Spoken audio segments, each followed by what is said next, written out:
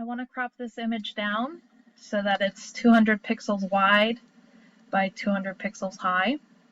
So I'm going to go over here to the crop tool. Get rid of this.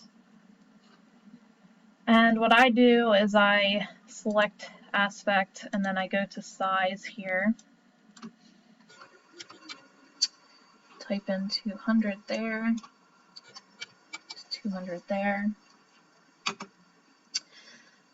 And that'll give me the dimensions that I want, but I don't really like how it's centered like this. I mean, you can tell that it's pumpkin pie, but it's just not really visually appealing, in my opinion.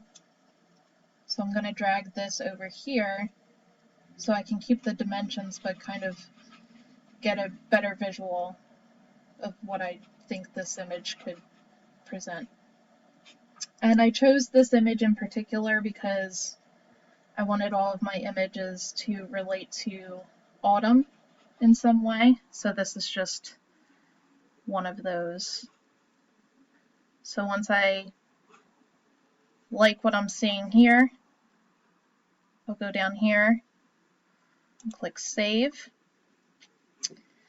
and I already did this, but what I usually do is I will do it 200, do an underscore by 200, and I keep it as a JPEG, and what I want to do is increase the quality to 100 and